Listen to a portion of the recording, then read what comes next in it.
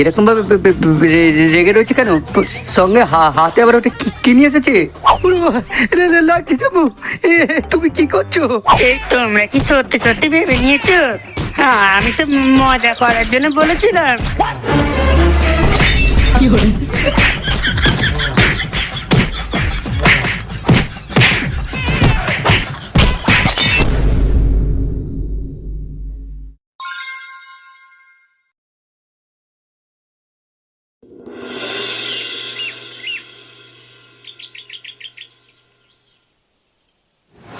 সামান্য কিছু টাকার জন্য নাচ্ছার ভাতারটা তার মাগিকে 3বার করে চালাতো। 1 মাস লক্ষ্মীর ভান্ডারের টাকা ঢোকেনি বলে সেই বলের ভাতার তার মাকে ঘর থেকে ঘরে লাথি মেরে চালিয়ে বের করে দিয়েছে। এই সামান্য কিছু টাকার জন্য এত বড় আমার বালের খবর। কি হলো এটা? বাসনপত্র পড়ে যাবার মতো আওয়াজ হলো কেন? নন্দিনী, এই নন্দিনী, এই বালের মাটিটাকে নিয়ে পারি না। আজ পর্যন্ত দেখিনি যে একবার ডাকলে সারা দিচ্ছে। যাই যে দেখি কি আবার অঘটন ঘটিয়ে বসলো।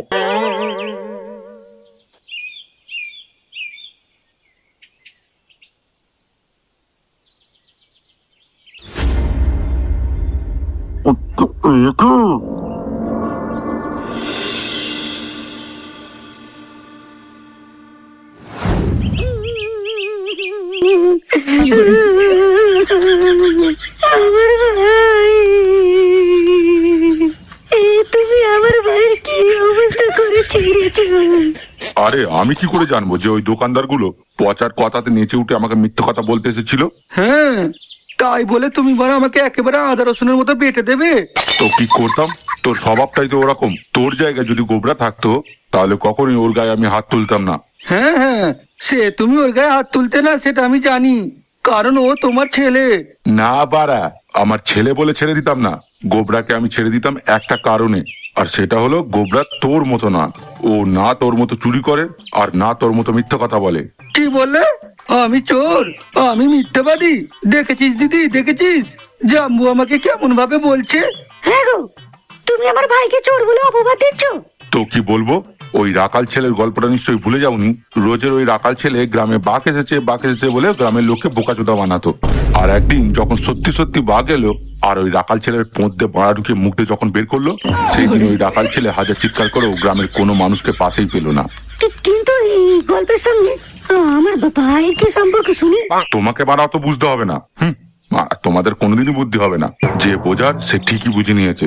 আর এই যে চন্দন, তোর আমার হাতে কেলানিকে গান নিয়ে পড়ে থাকার সমস্ত খরচ আমি নেব, কারণ এটা আমার ভুল ছিল। কিন্তু এরপর থেকে তুমি যেন আবার আগের মতো করো না। আচ্ছা। অত হে হে হে বানিও না। যদি আগের মতোই বিহেভিয়ার করো তাহলে ভাগ্যে এরকমই চোদন থাকবে। চোদনের ভয় আমি পাই না দিদি, তুই দেখে নিস। এর বদলা আমি একদিন নেবই, আর এমন ভাবে নেব যে সেই দিনই বুঝতে পেরে যাবে যে এই চন্দন কি জিনিস।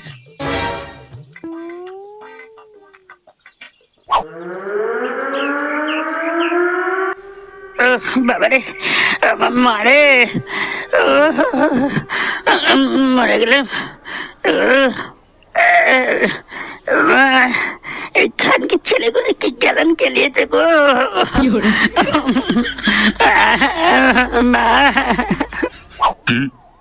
ওর গাড়ির হাড় ভেঙে গেছে? হ্যাঁ, ওটা অপারেশন করতে ওই লক্ষখানেক টাকা লাগবে।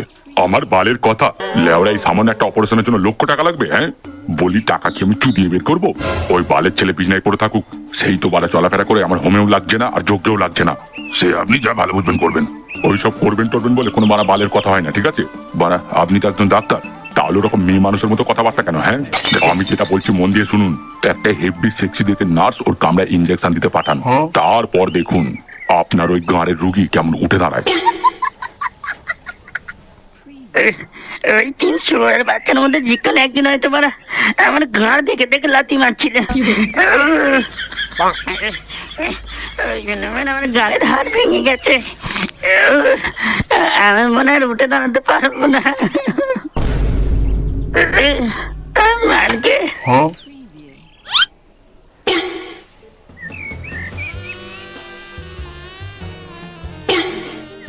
দেখছেন কেমন চুপ করে গেল ওই বালমুখটা? হ্যাঁ, তাই তো দেখছি। আপনার ছেলে গাড়ি ঢোকে কোনো ভালো হয়ে গেল নাকি?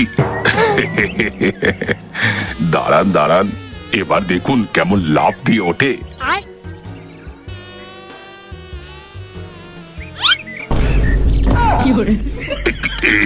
এটা কি হচ্ছে? কেন? যেটা করার জন্য লাফ দিয়ে উঠলো সেটাই তো করছে। এতে করে আমার টাকাও বাঁচলো আর আপনার সময়ও বাঁচলো। তার মানে হ্যাঁ, আপনি বাবু ছেলেকে নিয়ে এসব কি কথা বলছেন? আর আপনি দাঁড়িয়ে থেকে নিজের ছেলের পক্ষ করে দেখবেন না বাড়া? অতটাও নির্লজ্জ হয়ে যায়নি আমি। দেখতে হলে আপনি দেখুন। কি বলেন? ওই শুনুন, খেলা শুরু হয়ে গেছে।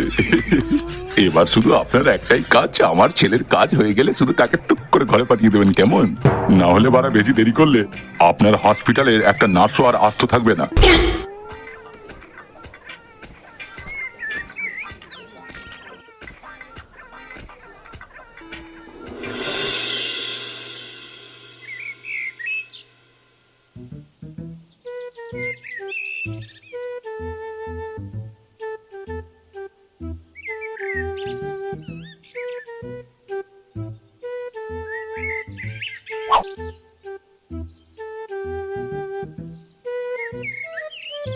কিরে, এত তাড়াহুড়ো করে কোথায় যাচ্ছিস? সে হসপিটালে। সে হঠাৎ করে জানতে পারলাম সে দাদুর বউয়ের বাচ্চা হবে। হ্যাঁ? কিন্তু একটু দাঁড়িয়ে যাও, খাবার হয়ে গেছে, খাবারটা সঙ্গে নিয়ে তবেই যাও। এসে সময় নেই অনুরাধা। কি সময় নেই, একটু দাঁড়িয়ে যা। আরে সে তুমি আর বুঝতে পারছো না, সে আমি একটু লেট করে ফেললে সে দাদুর বাচ্চা ওরা কোন দিক দিয়ে বেরোবে তার রাস্তা খুঁজে পাবে না। আর তাছাড়া সে বাচ্চা ওর আনন্দে দাদুকে সে ওখানে সে মিষ্টি তারপরে সে বিরিয়ানি সব খেয়ে দেবে। তাহলে সে আমার তো খাওয়া দাওয়া নিয়ে তোমাদের অত চিন্তা কিসের? সে আমি ওখানে খেয়ে নেবো, ঠিক আছে? সে অনুদা, সে আমার জন্য তাড়াতাড়ি খাবার গোছাতে হবে না, আমি চললাম। হ্যাঁ সে বাপ, আমি চললাম।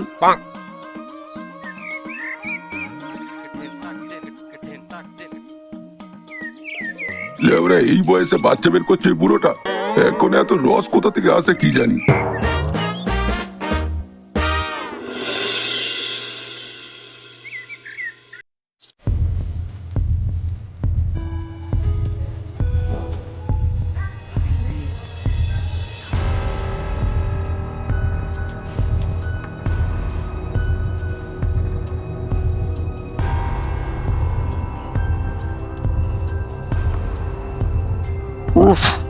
ওই বালক মাগিতে আমাকে মেরেই ছাড়বে একদিন।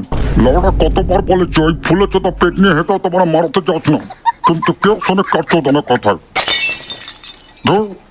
সে দাদু, আরে ওই যে মধু, তুই এতক্ষণ কোথায় ছিলি বাপ? এই তো সে আমাদের স্যার খবর দিতে তো আমি দৌড়ে দৌড়ে চলে এলাম। তাহলে যা বাপ যা, ভিতরে গিয়ে তোর কোচে দিদিমার পেট থেকে সাবধানে হাত ঢুকে বাচ্চাটাকে বের করে দে, যা। হ্যাঁ সেই জন্যই তো এসেছি দাদু। তবে সে তোমার নাতনিকে তার অর্থ সে কিছু জানাতে পারিনি, সে তুমি জানিয়ে দাও, ঠিক আছে? হ্যাঁ ও আমি করে দিচ্ছি, তুই তাড়াতাড়ি অপারেশন থিয়েটারে যা, বাড়া যা।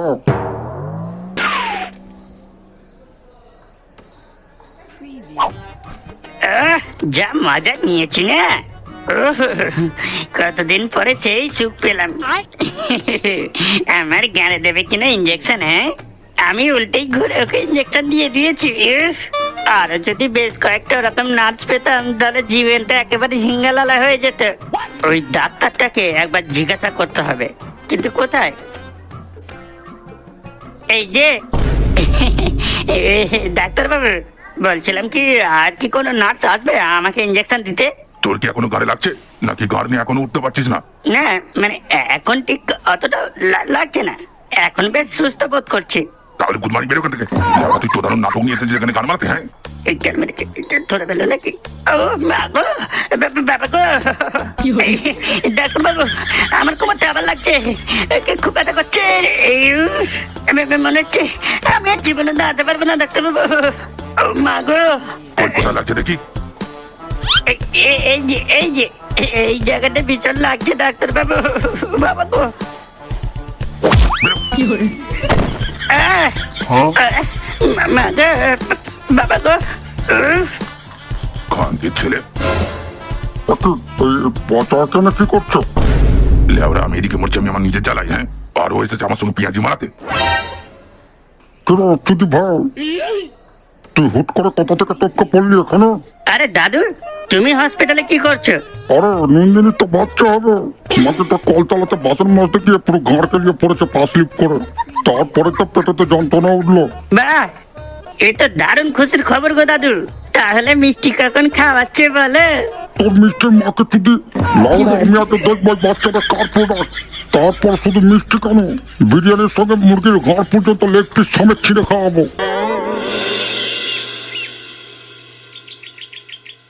গুরু, বলছিলাম গরম তো বেশ ভালোই পড়েছে, এই গরমে কি তাহলে একটু আম খাওয়া হবে না? আম খাবি? তাই কেন রোজের এত মারা খেয়ে হচ্ছে না? আবার আম খাবার শখ জেগেছে?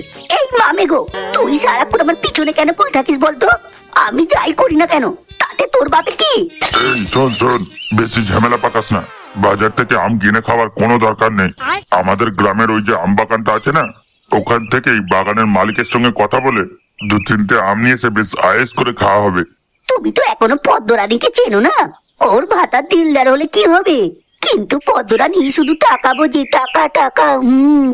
একটা আমও ওই মাগে বিনা পয়সা দেবে না।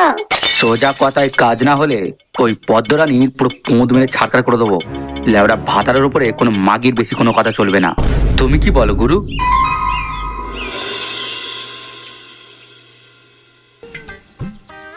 ঠিক আছে কাকিমা, এবার তাহলে আসি। হ্যাঁ হ্যাঁ, আয় বাবা আয়, মাঝে মাঝে এরকম ভাবে আম কিনতে আসিস। হ্যাঁ, তার বলতে তোমার বাগানের আম যে এত মিষ্টি, আমার বাবা তো বারবার তোমার বাগানেই আসতে বলে, কিন্তু কাকুকে তো দেখতে পাচ্ছি না। কাকু কোথায়? তাকে তো মার্কেটে পাঠিয়েছি, এবারে গাছের ফলন দারুণ হয়েছে। হ্যাঁ, তা দেখেই বোঝা যাচ্ছে। আচ্ছা ঠিক আছে, আমি চললাম।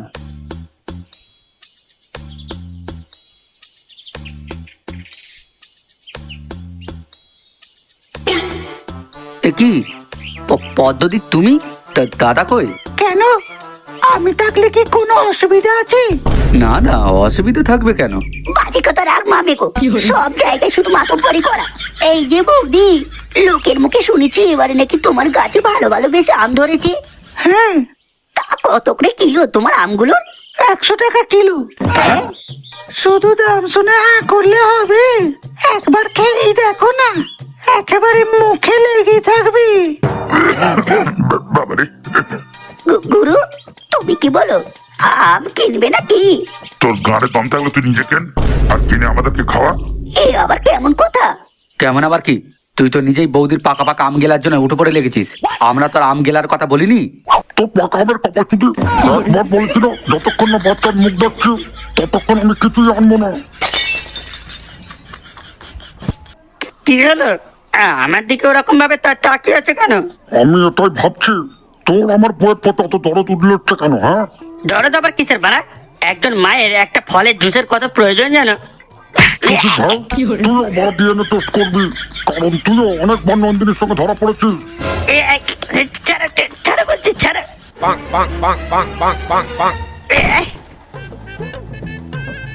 ম্যাডাম, তুমি কি পাগল চোদা হয়ে গেছো নাকি? হ্যাঁ, তোরাই আমাকে পাগল করেছিস, লাউরা বিয়ে করেছি আমি, আর মজা দিবি তোরা? তাহলে শুধু আমি কেন, দুনিয়ার সকল ভাতারাই এরকম পাগল চোদা হয়ে যাবে। হ্যাঁ, সে দাদু, সে তোমার ছেলে হয়েছে গো, ছেলে। মেরেছে, আগে কেটে পড়ি বাবা। সে মিঠুন হোক বা প্রসেনজিৎ, এটা কার বাচ্চা সেটা আমাকে আগে জানতেই হবে। এই যে শুধু একই মালটা হুট করে গায়েব হয়ে গেল কোথায়?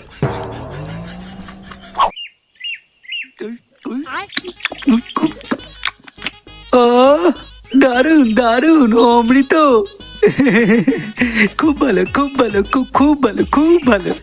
এত মিষ্টি ভালো আম আমি জীবনেও খাইনি। ওই তো, ওই পদ্মরানীর গাছের আম, তুমি জানো না? বলিস কি, এই আমগুলো পদ্মরানী গাছের? হ্যাঁ।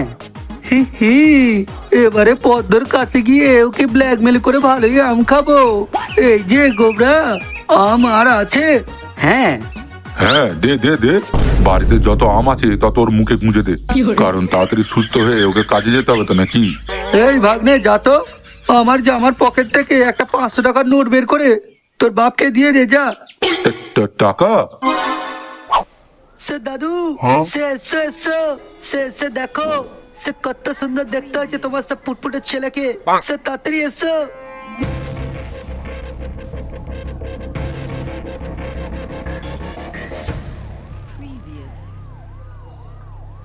কই কই দেখি? अरे सो वही तो बेटे শুয়ে নন্দিনীর পাশে, সব বাচ্চাটাকে ওর মায়ের পাশে সে কত সুন্দর লাগছে দেখেছো?